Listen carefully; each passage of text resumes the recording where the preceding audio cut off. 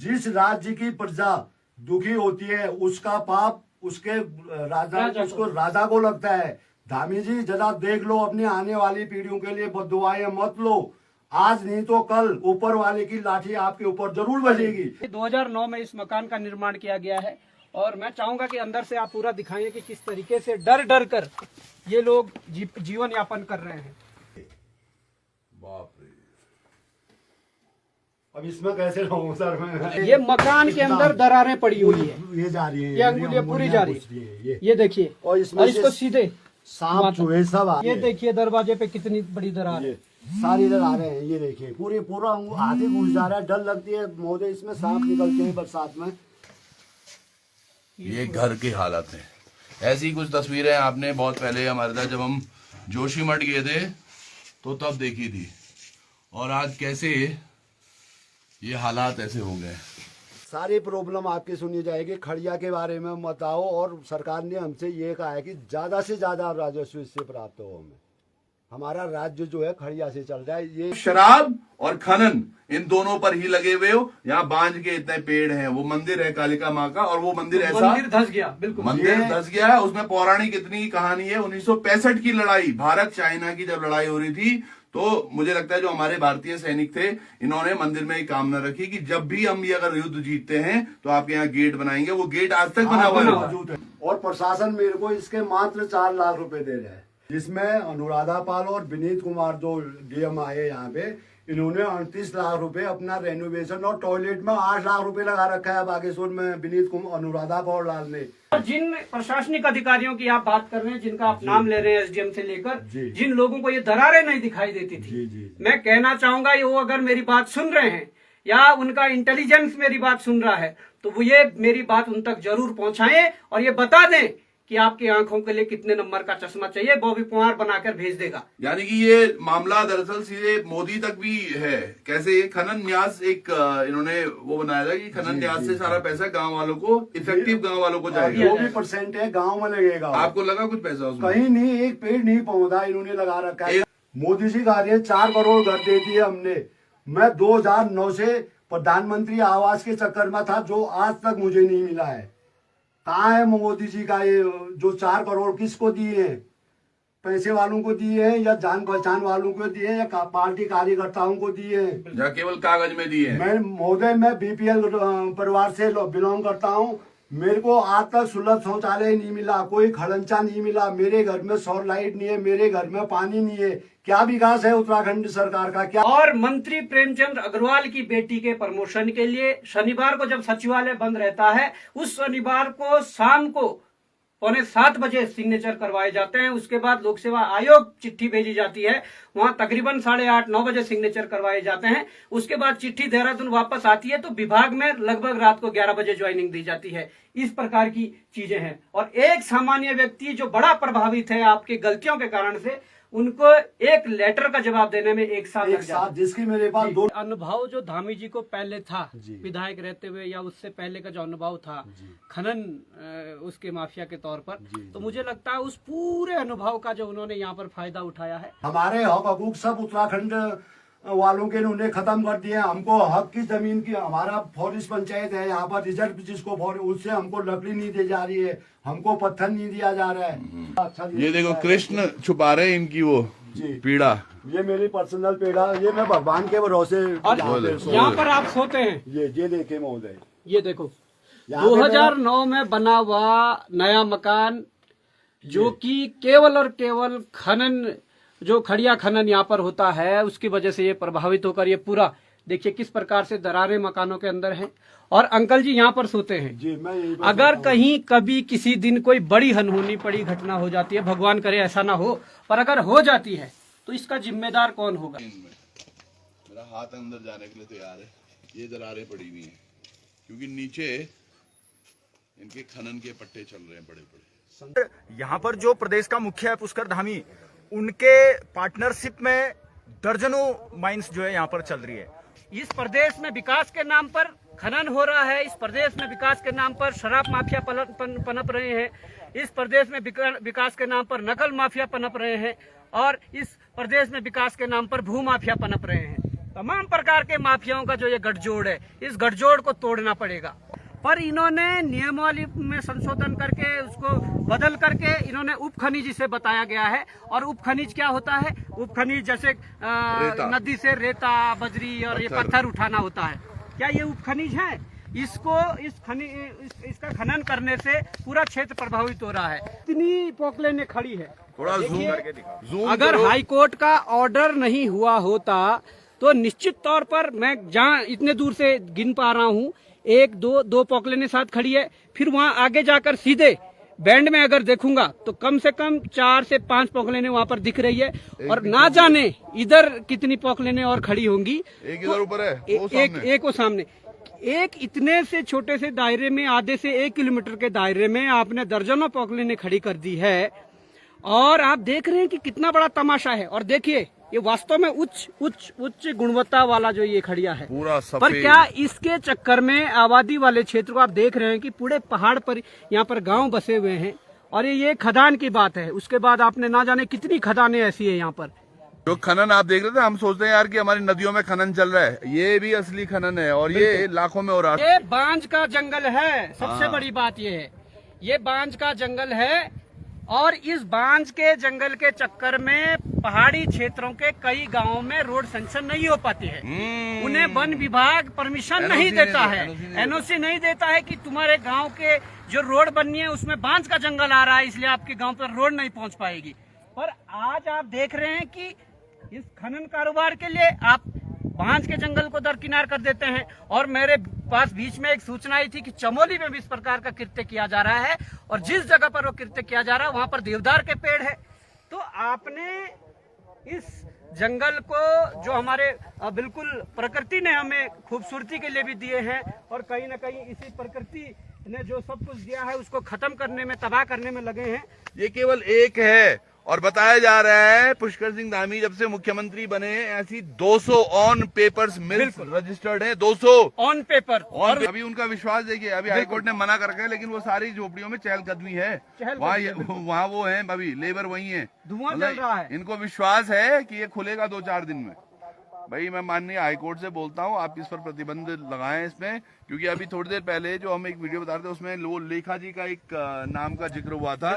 एक जांच कमेटी बनी, हाँ, जो एक जांच कमेटी बनी है।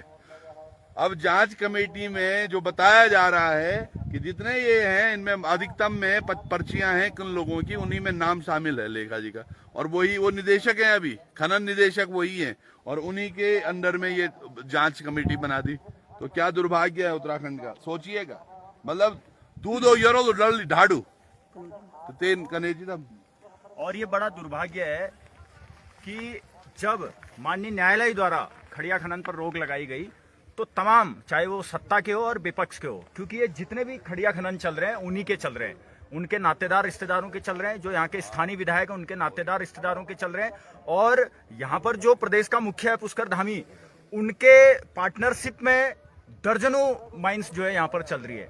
और ये जब इस पर रोक लगी तो ये लोग कहते हैं कि हजारों लोगों को यहाँ पर रोजगार मिल रहा है। अरे वो हजारों लोग कौन है? हमारे यहाँ का जितना भी युवा है वो तो बाहर पलायन कर रहा है, पर वो हजारों लोग कौन है जिनको आप रोजगार दे रहे हैं? वो हजारों लोग वो हैं जो पीछे झोपड़ी में न जाने कहां से प्रदेश, अन्य प्रदेशों से कहां से यहाँ पर आए। और कई बार वो लोग, आप ये सोचिए कि ये जो यहाँ पर कई लोगों ने हमको बताया कि रात तक नींद नहीं आती है, क्योंकि यहाँ पर जो काम होता है वो 24 के 24 घंटे होता है। 24 घंटे यहाँ पर काम होता है, दिन में अलग काम होता है, रात में अलग काम होता है। कई सारे ऐसे मजदूर हैं जो यहीं दब करके मर जाते हैं, उनको पूछने वाला कोई नहीं होता। और शायद यही सबसे बड़ा कारण है कि यहाँ के स्थानीय लोगों को ये यहाँ पर रोजगार में नहीं लगाते हैं। तो मैं इस वीडियो के माध्यम से ये चेताना चाहता हूँ, बागेश्वर के शासन प्रशासन को ये चेताना चाहता हूँ। और जो यहाँ के स्थानीय विधायक है, अभी मुझे पता चला कि इससे पहले वो खड़िया एसोसिएशन के अध्यक्ष रह चुके हैं, और उनके जितने भी नातेदार रिश्तेदार हैं, अगर मैं उनका यहाँ से नाम लूंगा तो आप लोगों के लिए भी सही नहीं होगा। पर वो समय दूर नहीं है जब सबके कपड़े हम उतारने का काम जो है करेंगे। और यहाँ पर जिन जिन लोगों की बिना डॉक्यूमेंटेशन के भी जो है यहाँ पर खड़िया माइनिंग हो रही है, अभी जो यहाँ के लोगों ने हमको बताया, तो ये सारी चीजें हैं। और इस वीडियो के माध्यम से हम यही कहना चाहते हैं कि जिस प्रकार से लगातार हम प्रदेश के अंदर अलग अलग मुद्दों पर बड़ी मजबूती से लड़ाई लड़ रहे हैं, ठीक इस चीज ये खड़िया खनन को लेकर के, इस पर रोक लगाने को लेकर के भी हम लोग लगातार जो है प्रयासरत रहेंगे। चाहे हमने इसके लिए जन आंदोलन का रूप क्यों ना इसको देना पड़े, या चाहे कोई सा भी रूप हमने इस आंदोलन को क्यों ना देना पड़े, लेकिन हर स्थिति में हम लोग जो है यहाँ पर खड़िया खनन को रोक करके रहेंगे। प्रार्थना पत्र दिया था डीएम जिलाधिकारी बागेश्वर को। 2009, 10, 11 बार बीते गए, देता रहा, कोई नहीं सुना किसी ने। फिर 2017 में नंदिता तिवारी के पुत्र ने यहाँ पे जो है 4-5 मशीनें डाल रखी थी, जो पुकलैंड थी, जेबीसी भी नहीं थी, जो कि पुकलैंड इनको अलाउ नहीं है। अब सुनने में आ रहा है। कहाँ, मैं एक बेरोजगार आदमी हूँ, मैं अपने खाने कमाने में, अपने बच्चों के पढ़ाने का, तो मेरे को कोई साधन चाहिए। इतना टाइम भी नहीं होता है, न मैं बागेश्वर जा सकता हूँ। कम से कम 200-250 का खर्चा आता है बागेश्वर जाने में, खाली टिकट का। तो फिर उसके बाद जब 2013 में यहाँ पे पूरी स्लाइड हो गई ये जगह हमारी बगल की, जब केदारनाथ में जब वो हुआ था, उसके बाद भी फिर मैंने कहा चलो हरी जगह हो रहा करके शांत था। फिर जब 2018-19 में यहाँ मशीनों ने ज़्यादा ही घबला कर दिया, तो फिर मैंने आवाज़ उठाई, मेरे पास अभी सबके है। उसके बाद फिर 2021 में 15-16 में ये जो अभी निदेशक है राजपाल लेगा, इससे भी, इसकी भी तस्वीर मेरे माइंस की भी है और एसडीएम की भी है। तो उस टाइम यहाँ पे जिलाधिकारी थी रंजना राजगुरु, उनके साथ एसडीएम महोदया थी रिंकू बिष्ट। मैं उनके पास अपना प्रार्थना पत्र ले गया, मैंने उनको अपना दुख जताया, तो उन लोगों ने ये माइन कुछ टाइम के लिए बंद कर दी। उसके बाद जैसे ही यहाँ से रंजना राजगुरु और एसडीएम रिंकू बिष्ट गई और मोनिका आर्या, अनुराधा पाल आई, तो उन्होंने ये माइन फिर ओपन करवा दी। फिर मैं अनुराधा पाल के पास गया, कई बार गया, तो ये हमसे बोलते थे कि भाई सारी प्रॉब्लम आपकी सुनी जाएगी, खड़िया के बारे में मत आओ। और सरकार ने हमसे ये कहा है कि ज़्यादा से ज़्यादा राजस्व इससे प्राप्त हो, हमें हमारा राज्य जो है खड़िया से चल रहा है। ये अनुराधा पाल के, ये कब की बात है? ये 2021 अनुभव जो धामी जी को पहले था जी। विधायक रहते हुए, या उससे पहले का जो अनुभव था खनन उसके माफिया के तौर पर, तो मुझे लगता है उस पूरे अनुभव का जो उन्होंने यहाँ पर फायदा उठाया है। और ये मकान आपने कब बनाया था? ये तो सर ये मेरे भतीजे का है। मैं ये जो मेरा टिन सेट है 4 कमरों में, इसमें मेरे पिताजी के, मेरे बुजुर्गों की नींव रखी हुई थी, जो सारी हिल चुकी है, जो आज वो टिन सेट के रूप में मैंने बनाया हुआ है। टीन सेट के रूप में आपने कब बनाया इसको? इसको मैंने 2009 में बनाया है। अब आप देखिए कि 2009 में ये टीन सेट के रूप में मकान बनाया, हम वहीं जाएंगे, उस मकान में जाएंगे कि 2009 में बना जो मकान है, उसके आज स्थिति है। खड़िया खनन करने के बाद से किस तरीके से यहाँ का जो इन सब परिवारों का जो है जीवन अस्त व्यस्त हो गया है। ये पूरी दरारें आप देख सकते हैं, ये पूरी दरारें हैं और पुराना भी मकान नहीं है। 2009 में इस मकान का निर्माण किया गया है। और मैं चाहूंगा कि अंदर से आप पूरा दिखाएं कि किस तरीके से डर डर कर ये लोग जीवन यापन कर रहे हैं। कभी भी बहुत बड़ी अनहोनी, कभी भी बहुत बड़ी घटना यहाँ पर हो सकती है, और अगर ऐसा होता है तो उस घटना का जिम्मेदार कौन होगा, ये आप देख सकते हैं। अंकल जी आप बताइए पूरा। ये पूरा इसमें ये मकान के अंदर दरारें पड़ी हुई है, ये जा रही है, ये अंगुलियां पूरी जा रही है, ये देखिए, और और इसको सीधे सांप चूहे सब आ रहे। ये देखिए, ये महोदय मैंने थोड़ा अच्छा, ये देखो कृष्ण छुपा रहे इनकी वो पीड़ा, ये मेरी पर्सनल पीड़ा, ये मैं भगवान के भरोसे यहाँ पर आप सोते हैं। ये देखे महोदय, ये देखो 2009 में बना हुआ नया मकान, जो कि केवल और केवल खनन, जो खड़िया खनन यहाँ पर होता है उसकी वजह से ये प्रभावित होकर ये पूरा देखिए किस प्रकार से दरारें मकानों के अंदर हैं। और अंकल जी यहाँ पर सोते हैं। जी, मैं अगर कहीं कभी किसी दिन कोई बड़ी अनहोनी बड़ी घटना हो जाती है, भगवान करे ऐसा ना हो, पर अगर हो जाती है तो इसका जिम्मेदार कौन होगा? इसमें इस कमरे में कोई भी ऐसी दीवार नहीं है जहाँ पे दरारें नहीं है। ये आप देखिए, खिड़की देखिए, यहाँ पे देखिए, यहाँ देखे, मैंने सब कागजों से, पोस्टरों से कवर किए हुए हैं। कोई आ जाता है तो अच्छा नहीं लगता है। चलो आप लोग तो मेरी समस्या, मेरा दुख दर्द जानने के लिए आए हैं और हम बताने आए हैं लोगों को। लोग भी, कई लोग अभी इस सोशल मीडिया के माध्यम से देख रहे हैं। ये देखो कितनी बड़ी बड़ी दरारें हैं महोदय, और ये सब खड़िया खनन की वजह से हो रहा है। मेरी उम्र जो है 56 साल की। ये देखिए दरवाजे पे कितनी बड़ी दरार है, सारी दरारें हैं। ये देखिए पूरा हाथी घुस जा रहा है, डर लगती है महोदय, इसमें सांप निकलते हैं बरसात में। अरे पहाड़ी भाषा में बोलते हैं दीवार दिया गए। तो ये इसमें मेरे को ज्यादा खतरा है, क्योंकि अगर स्टेट लेवल के चीरे हो तो उसमें ज्यादा खतरा नहीं होता है। ये जो दीवार हमारी दिया गई है पहाड़ी वाला में हम यूज करते हैं, इससे मुझे ज्यादा खर्चा है। और मेरा किचन भी है, मेरे पास जगह ही नहीं है, तो मैं कहाँ जाऊंगा। मेरा ये बाहर को आ रही है दीवार, अब जी, फूल ये गई दीवार है। बाहर को आ अंदर रही से है। फूल बंद गई है। करके भी फूल जा रही है ना ये। मिट्टी। अच्छा, आप बार बार ट्रीटमेंट करा रहे हो? जी, ट्रीटमेंट करते हैं मोदी साहब। आज हम दवाई आपको रखी है कितनी बार चूहे की करूँ इसको मैंने। बंद? और जहाँ सांप होता है और जहाँ चूहा होता है वहाँ सांप भी आता है। मैंने यही कहीं 2-3 सांप मार दिए हैं घर के अंदर। बस पूरी विपदा में भी एक चीज है जी, ये फोटो जरूर लगाई यहाँ पर। क्यों? बिल्कुल बिल्कुल, तभी मैंने वो कहा, है? मेरे को कई लोग आ रहे ये हैं। आप लगा रखी ठहरी थी, हम इन्हीं के साथ ठहरे, इन्हीं के ही भरोसे ठहरे ना। भगवान जी के भरोसे, तभी तो इन नीचे वालों के भरोसे। इन्हीं के ही भरोसे हैं। आप देख सकते हैं कि कितना बड़ा दुर्भाग्य है कि ये देखिए महोदय, ये सारी जमीन जो है खिसक रही है कितनी बड़ी बड़ी दरारें पड़ी हुई और हैं। ये सांप आ रहे हैं। और ये सारे यहाँ पर कपड़ा इसलिए लगाया गया है कि यहाँ से सांप, चूहे, तमाम प्रकार के वो घुस रहे हैं। घुस रहे हैं। और ये नीचे सारा खिसकता जा रहा पूरा है, खिसक केवल जा और रहा केवल इसलिए कि ये नीचे पूरी माइंस है। जी, आप अजरा और अंदर आप का इसमें नजारा अगर देखिए। आएंगे, महोदय ये दरवाजा बंद नहीं हो, ये खुलता नहीं है सर, इससे आगे नहीं खुलता है। अच्छा, ये जाम हो गए, चौखट ये बैठ इसलिए चुकी भी है। नहीं खुलता है कि यहाँ आप इसको दिखाएंगे तो कम से कम आधा फीट तिरछा हो रखा है, वो पूरा धस रखा है। 10 रखा है। और ये देखिए, आप अगर आएंगे और इसके अंदर के जो हालात देखेंगे, ये देखिए महोदय, ये इधर दिखाइए, इधर दिखाइए ये इससे ज्यादा किस है। प्रकार से दरारें पड़ चुकी है। ये पूरा लेंटर छोड़ दिया है सर। ये ये ऊपर इधर देखिए, लेंटर वाला दिखाइए। ये बाप रे,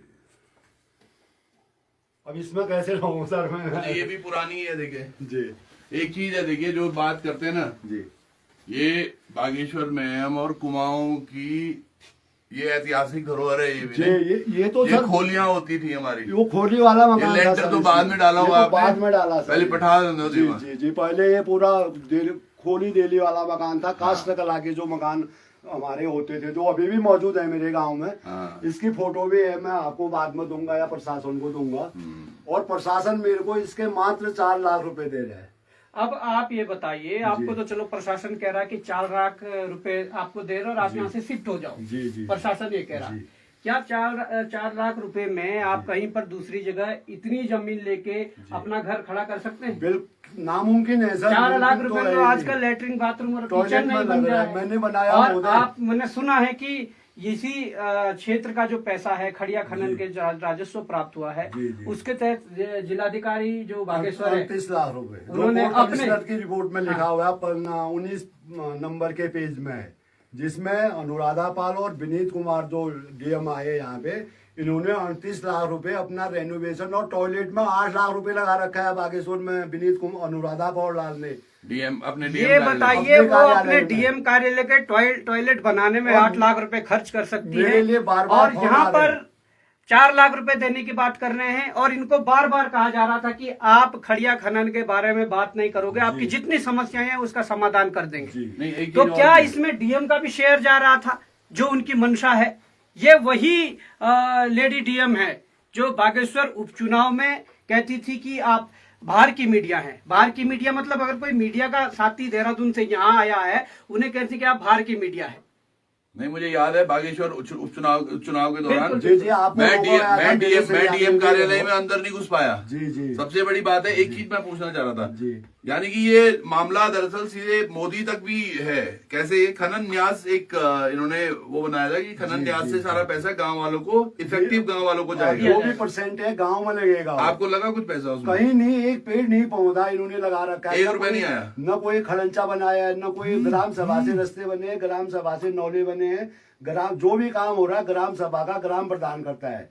अभी जो मैंने रिपोर्ट में देखा, जो कोर्ट कमिश्नर मैलानी की है रिपोर्ट, उसमें से इन्होंने कांडा को 0-0 दर्शाया गया है खनन न्यास की निधि से। कांडे कन्याल के पूरे कांडा के अंदर एक पैसा नहीं दिया है इन्होंने। और अभी जबकि तक मैंने सुना है कि ये 5 किलोमीटर के दायरे में 5 किलोमीटर के लगभग दायरे में 129 पॉकलेन मशीनें काम कर रही थी, जी, ये जी, मैंने जी, सुना है। जी। और 129। ये समझना पड़ेगा कि 5 किलोमीटर के दायरे में अगर कोई पशु या कोई कुछ मर भी जाता है तो 129 तो गिद्ध भी नहीं आएंगे उस 5 किलोमीटर दायरे में उनको वो करने के लिए। अब आप बताइए ना, और 5 किलोमीटर के दायरे में 129 पॉकलैंडों से अगर खदान हो रही है, खनन हो रहा है, तो इस प्रकार की जो दरारें, इस प्रकार के जो ध्वस्तीकरण, वो तो प्रकृति का नियम है, वो होगा, वो तो होना ही है। और बगल में आपने देखा कि पूरा बांज का जंगल है, उस बांज के जंगल के नीचे से आपने खदान शुरू कर दी।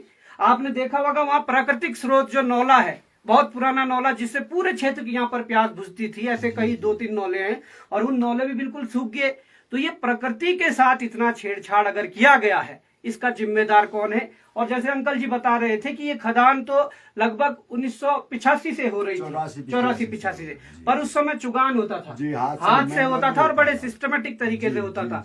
पर आज पॉकलैंड मशीनों से ध्वस्तीकरण जो खदान जो खनन किया जा रहा है, उससे मुझे लगता है कि कहीं ना कहीं, आपने कहा कि भाई सबसे ज्यादा जो शिकायतें प्राप्त हुई वो 2021-22 जी, उसी के बाद उसके इर्द गिर्द हुई। तो मैंने ये स्टार्टिंग में भी कहा था कि जो पुराना अनुभव धामी जी का अपना रहा होगा इसमें खनन वाले में, उसका पूरा फायदा उन्होंने लिया है। और मुझे लगता है कि कई ऐसी यहाँ पर खदानें होंगी जिन्होंने में हो सकता है उनका शेयर हो, उनके पत्ती लगी हो, उनके विधायकों की पत्ती लगी हो, उनके विधायकों के खदान हो। पर इस प्रकार का जो चीजें की गई है, मुझे लगता है कि उत्तराखंड की और हमारे भारत के जो नेशनल मीडिया है, ऐसे प्रभावित क्षेत्रों में जाकर उनको जरूर इस तस्वीर को आम जनमानस के सामने, सरकार के सामने और दिल्ली तक इस बात को पहुंचाना चाहिए। तभी मुझे लगता है कि कुछ यहाँ हो सकता है। और बड़ा दुर्भाग्य है कि जो पैसा इन गांवों पर खर्च होना था यहाँ के रॉयल्टी के हिसाब से, वो भी यहाँ तक खर्च नहीं हुआ।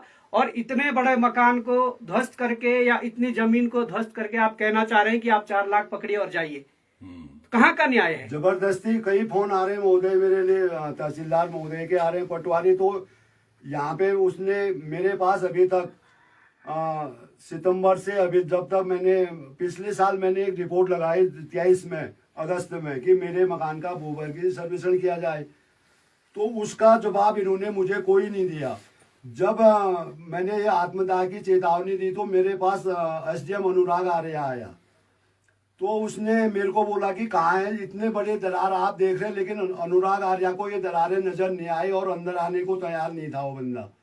जब कोर्ट कमिश्नर हम बात कर रहे थे तो उसने हमारी आवाज दबाने की कोशिश की, जो कोर्ट कमिश्नर ने तुरंत ही केस कर ली और तू तड़ाके में उसकी यहाँ पर सारे वो हो गए, वो अपना जैसा मुंह लेके भाग गया था।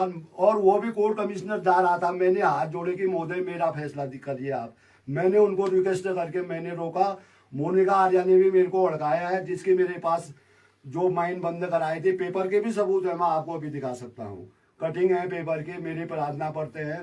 और उसके बाद इन सरकार ने क्या किया, जो अभी की सरकार चल रही है, 1 साल पुराना जो मेरा लेटर था इस महीने आया है, वो अभी के आपके मकान के आपने प्रार्थना पत्र आया था और हम आपके मकान के, और तब तक भूवैज्ञानिक की सर्वे हो चुकी थी यहाँ। कितना बड़ा दुर्भाग्य है कि 1 साल पहले दिया गया लेटर 1 साल बाद उसका जवाब आ रहा है। और मंत्री प्रेमचंद अग्रवाल की बेटी के प्रमोशन के लिए शनिवार को जब सचिवालय बंद रहता है, उस शनिवार को शाम को 6:45 बजे सिग्नेचर करवाए जाते हैं। उसके बाद लोक सेवा आयोग चिट्ठी भेजी जाती है, वहां तकरीबन 8:30-9 बजे सिग्नेचर करवाए जाते हैं। उसके बाद चिट्ठी देहरादून वापस आती है तो विभाग में लगभग रात को 11 बजे ज्वाइनिंग दी जाती है। इस प्रकार की चीजें हैं। और एक सामान्य व्यक्ति जो बड़ा प्रभावित है आपके गलतियों के कारण से, उनको एक लेटर का जवाब देने में 1 साल लग जाता है, जिसकी मेरे पास दोनों कॉपियां हैं। और जिन प्रशासनिक अधिकारियों की आप बात कर रहे हैं, जिनका आप नाम ले रहे हैं, SDM से लेकर, जिन लोगों को ये दरारें नहीं दिखाई देती थी, मैं कहना चाहूंगा वो अगर मेरी बात सुन रहे हैं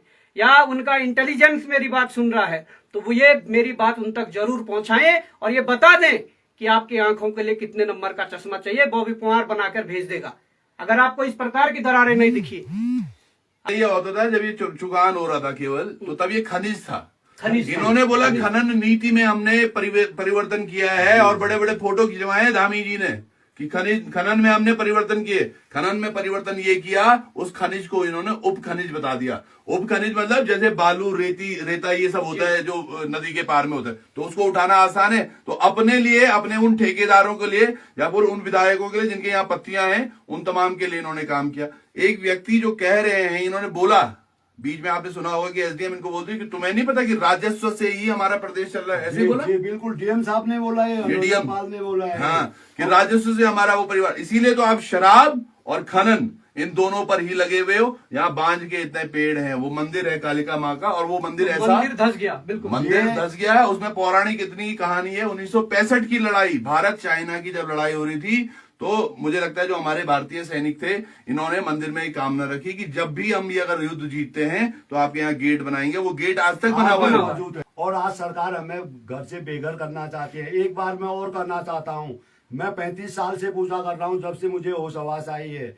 मैंने भागवत में भी सुना है, गीता में भी सुना है, जिस राज्य की प्रजा दुखी होती है उसका पाप उसके राजा को लगता है। धामी जी जरा देख लो, अपनी आने वाली पीढ़ियों के लिए बद्दुआएं मत लो।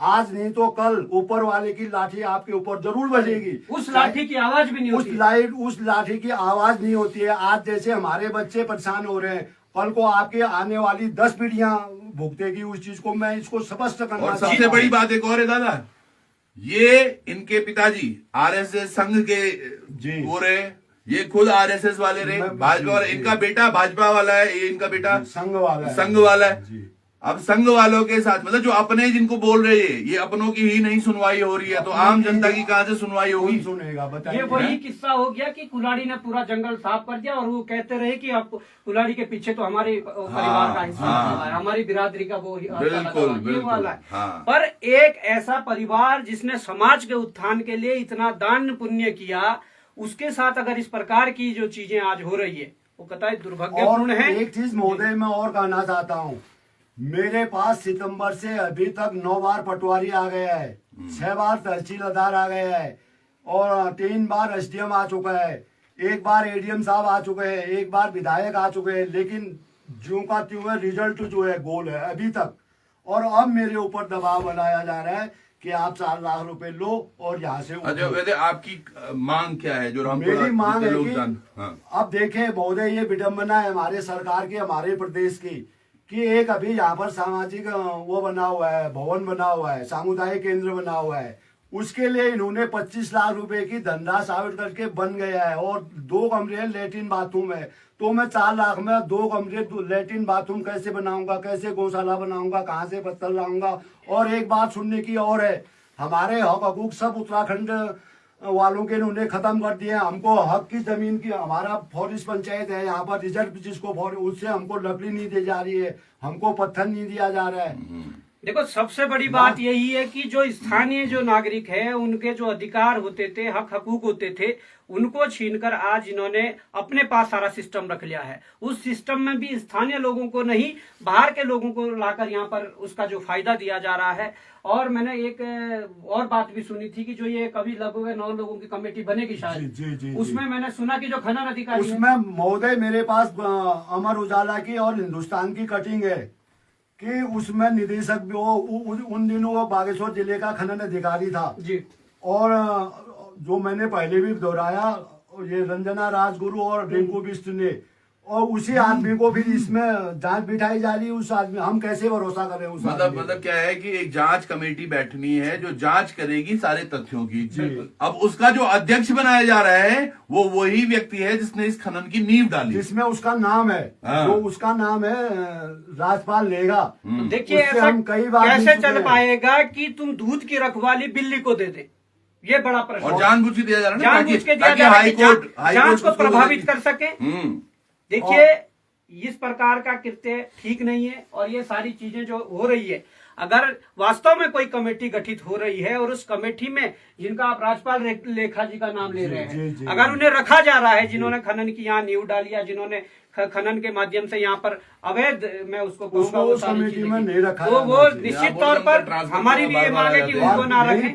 1 साल 6 महीने में पटवा ट्रांसफर होता है, वापस आ जाता है। अप्रत्यक्ष रूप से मुझे सुनने में आया कि कई जो खादाने हैं, उनके जो मालिक है, उनके साथ उनका उठना बैठना या उनका पत्ती हो सकती है, ऐसा सुनने में आया है।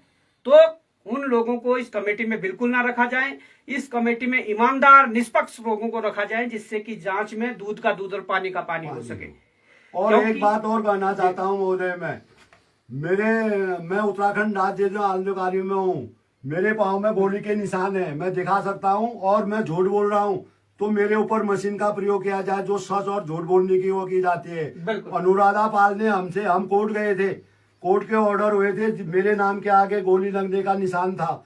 तो जो मैंने जब उनको बताया कि भाई मेरा मकान ध्वस्त हो गया था और मेरे पास जो सबूत थे वो नष्ट हो गए, लकड़ी के बक्से थे और मेरे पाँव में ये है सर, ये गोली घुसी हुई है, यहाँ से ये निकली हुई है। देखो ये प्रत्यक्ष प्रमाण है उस हमको उत्तराखंड आंदोलन का कोई जो वो नहीं उत्तराखंड की दिया गया। बेहतरी के लिए लड़ा जा रहा था, उत्तराखंड राज्य गठन के लिए और लड़ा एक जा रहा था। हमारे पूर्व मुख्यमंत्री ऐसे भी हैं जो उन दिनों पत्रकारिता करते थे लखनऊ में, वो हमारे बीच में, हमने उनको कभी नहीं देखा। हम गढ़वाल घूमे, पिथौरगढ़, बागेश्वर, अल्मोड़ा, हर जगह मैं गया हूँ। जो हमारे अध्यक्ष थे वो अभी स्वर्गीय हो चुके हैं, उनके वो फाइल नहीं मिलने पर हम पीछे हो गए।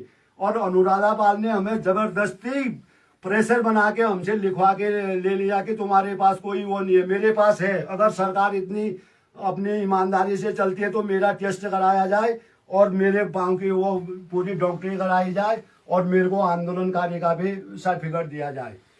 मैं माननीय न्यायालय से भी, माननीय उच्च न्यायालय नैनीताल से हाथ जोड़कर निवेदन करूंगा, उनसे प्रार्थना करूंगा कि इन तमाम मुद्दों का आप जरूरी संज्ञान लें और जिस प्रकार से यहाँ जांचों को प्रभावित करने के लिए तमाम प्रकार के लोगों को भेजा जा रहा है, जिस प्रकार से चीजों को दबाने के लिए भेजा जा रहा है, उसका आप स्वतः संज्ञान लेकर आप अपने उसमें एक टीम गठित करें जिससे कि यहाँ के लोगों को न्याय मिल सके। क्योंकि यहाँ हमने जब देखा, जब नीचे नजर डाली तो पूरा वो खनन, खड़िया खनन, पूरे खादानें किस प्रकार से चल रही है। पॉकलैंड मशीनें आज तो खड़ी हुई है क्योंकि हाईकोर्ट का ऑर्डर हुआ है, पर हाईकोर्ट का ऑर्डर जिस दिन हुआ, बड़ी बात है, उस दिन भी वो नहीं रात रुका। में, हाँ। उस दिन भी रात भर वो चलती रही। दूसरे दिन यहाँ से कुछ ट्रक लोड हुए, कुछ वहां पे भेजा गया। मतलब दामी जी के आने के बाद तकरीबन अभी जो ऑफिशियल स्टेटमेंट थी एसडीएम की शायद थी वो, कि तकरीबन अब 200 खदानें रजिस्टर्ड है ऑन पेपर। 200 जी 200 है। तो यानी कि ये 200 लोगों से क्या चंदा, क्या मंदा, क्या सब समझ रहे हो आप,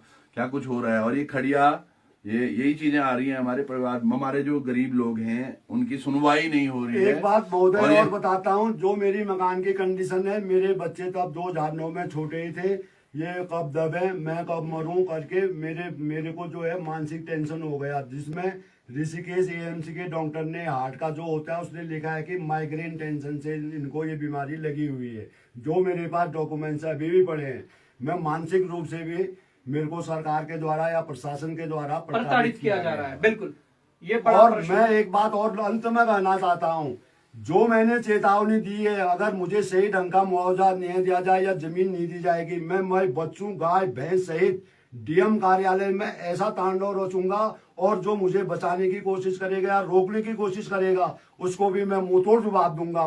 मरता क्या नहीं करता। नहीं, हम आपके साथ होंगे, चिंता नहीं हम करना। आपके साथ मैं हैं। उसको करके ये- रहूंगा। मैं अटल हूँ, मैं पंडित आदमी हूँ, 35-40 साल से पूजा कर रहा हूँ। सुबह शाम भगवान से कहता हूँ, भगवान मेरे को मानना, मेरे बच्चों को मत दबने देना, ऐसी कृपा करना। बच्चे बाहर हों या कहीं स्कूल गए हों या पढ़ने गए हों या बकरी चढ़ाने गए हों, मैं भगवान से यही दुआ करता हूँ। दामी जी सुन लेना, अगर आप देखते हैं इन चैनलों को, मैंने फिर बोल रहा हूँ, मैं जिस राज्य की जनता परेशान होती है उसका श्राप राज्य के राजा को लगती है। अभी आप हमारे राजा हैं, 3 पुश्त में लगेगी, 4 में लगेगी, 5वीं में लगेगी। हमारा श्राप, हमारा दर्द मत आप अपने सर में लो, ये लिखा हुआ है। और जब ऊपर वाले की लाठी पड़ेगी कोई बचाने वाला नहीं आएगा, मोदी जी भी नहीं आएंगे बचाने के लिए। और एक बात और, मोदी जी कह रहे हैं 4 करोड़ घर दे दिए हमने। मैं 2009 से प्रधानमंत्री आवास के चक्कर में था, जो आज तक मुझे नहीं मिला है। कहाँ है मोदी जी का ये जो 4 करोड़ किसको दिए हैं? पैसे वालों को दिए हैं या जान पहचान वालों को दिए हैं या पार्टी कार्यकर्ताओं को दिए हैं? या केवल कागज में दिए हैं? मैं महोदय, मैं बीपीएल परिवार से बिलोंग करता हूँ। मेरे को आज तक सुलभ शौचालय नहीं मिला, कोई खड़ंचा नहीं मिला, मेरे घर में सौर लाइट नहीं है, मेरे घर में पानी नहीं है। क्या विकास है उत्तराखंड सरकार का? क्या मोदी जी की ये माने बांध रहे? कैसे मोदी जी ने इनको मुखिया बनाया? और मैं मोदी तक में जा रहा हूं। मैं डीएम साहब को एक लेटर लिखा है मैंने, जो मैं ये चुनाव के बाद, अभी वो बिजी हैं, उन्होंने कहा चुनाव के बाद आइए, जो नए डीएम साहब आए हैं, मैं जाऊंगा उनके थ्रू मैं मोदी को और राष्ट्रपति को एक लेटर लिख रहा हूँ। अगर वो लेटर भी नहीं भेजा जाएगा, मैं वहीं पर आमरण अनशन करूंगा, दवाई भी छोड़ दूंगा। मैं हार्ट का प्रॉब्लम हूँ, मेरे पास सारे, जिसकी पूरी जिम्मेदारी सरकार की रही।